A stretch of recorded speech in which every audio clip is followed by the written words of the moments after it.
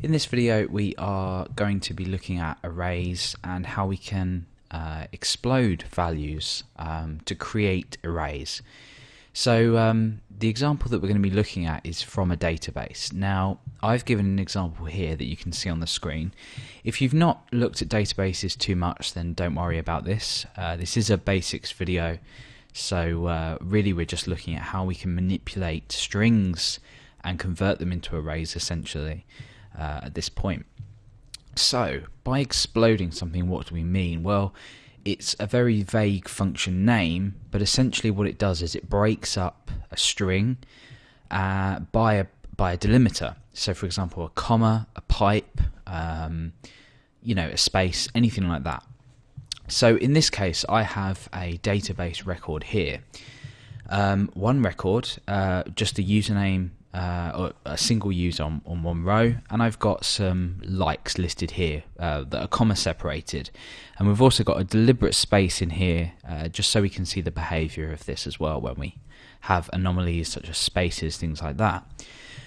Okay, so what we're going to be doing is we're not going to be connecting to the database and wasting time, but what we're going to be doing is we're going to be looking how we can convert this into an array. And you're probably thinking, well, why do we need this into an array? And the answer is so we can manipulate it a lot better than we can as a string. So let's just say we were to connect to our database and retrieve a list of likes that the user has saved here.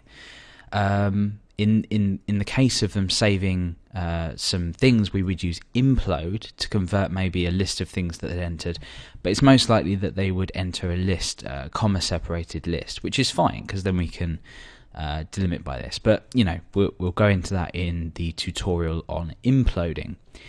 Okay, so we have this list here. The reason we're storing it comma separated, by the way, is so we don't have to have record after record after record which relate back to this user. It's a lot more efficient to store it in a long string which is comma separated.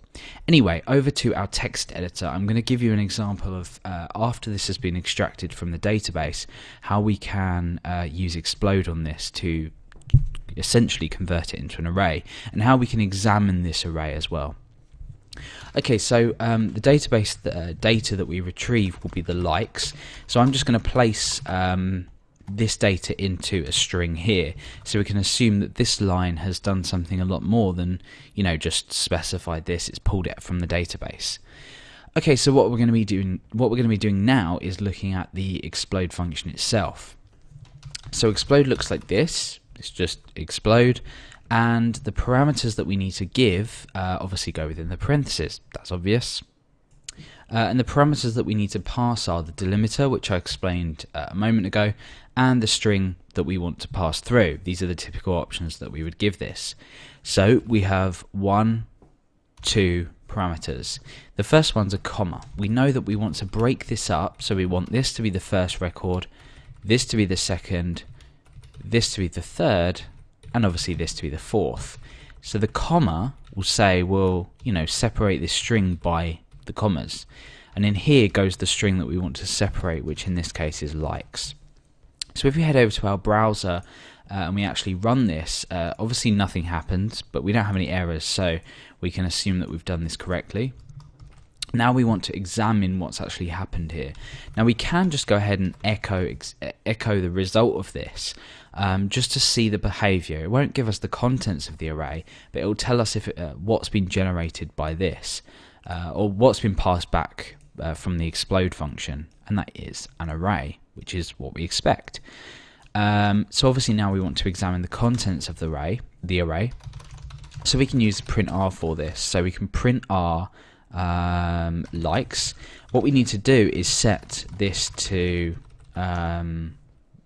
basically we need to set the contents of this, or the return of this, to this variable here, and we're duplicating the name here, but that doesn't matter because we don't need this information anymore. It's useless. We've got it in array form, so essentially what we're doing is just overwriting the contents of this likes variable. So here you can see that we have the contents of the array now. At position 0, the first element is eating. Position 1, the second is drinking. Position 2, so on, the gym. And we've got the space here which hasn't affected any of this, which is brilliant. So what have we done here? Well, we've taken a string that's comma separated, we've exploded it, which obviously, has some kind of real world meaning, and we've placed each of these values into an element of this array that's been created by the explode function. Now you might be asking yourself, well, why is this useful? Why do we have these values now in an array? What can we do with them? Well, there's a variety of things that we can do. They can be used to process anything really, loop through and list them. We can use the for each construct to loop through the elements of an array. So for example, for each likes as like, you might even want to go ahead and add key in there, and this will basically be equal to 0 for the first loop, 1, 2, 3 if you were to need that for any reason, and you could say like at position, and obviously you wouldn't output like this, but you could say like at position key. So for every like it would say something eating at position 0, and then so on. And let's just go ahead and add a line break at the end there, and you can see here we've got eating at position 0, drinking at position 1, the gym at position 2, nothing at position 3. Whereas in real life you would be more inclined to do something like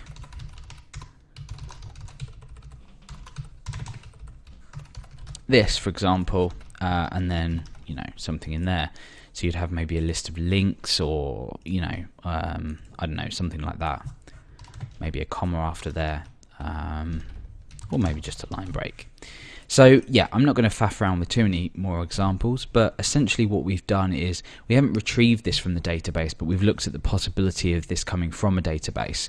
And we've taken this and we've broken it up into keywords.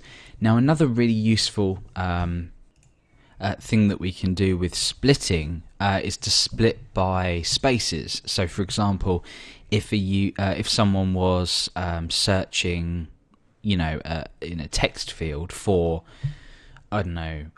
something, blue cars or something, and they were to add a space in between, so for example blue cars, which is the worst example I can think of, you could split by a space, and then you could process each keyword to see if that matched anything within a database, for example.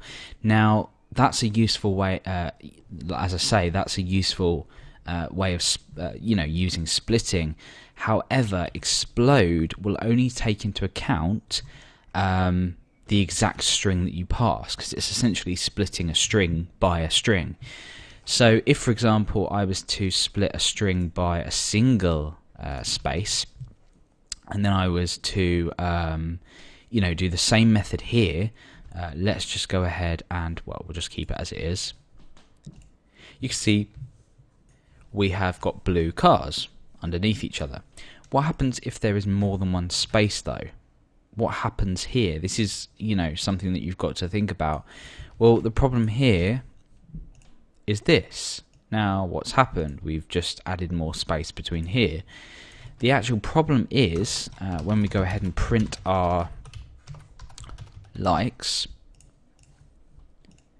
is the fact that we now have this empty value here. The reason being is if it splits by a space, it splits this, there's a space, there's a space, so this here where my caret is at the moment is included, then this is the last value. So if I did 3 spaces, you can probably guess that this will be the first space, this will now be included within the second element, split again by a space, and this. So it gets quite annoying that you can't, do this in, a really easy way. Actually, I didn't realize that it would do this. It's actually taken and split by 2 and included 2 nothings, essentially. So we can overcome this by using regular expressions, and we can use preg split, so we can use a regular expression split, which we'll be covering after this as well, as sort of a solution to this. But essentially that's explode, how we use it. You should have a very good idea now of how we can use this, and some of the things it can be used for, and also the problems that you can face in circumstances like this where you're splitting by spaces, and there could be a lot of spaces between certain characters, and then your results end up wrong like this, not as you would expect. So that's explode in PHP.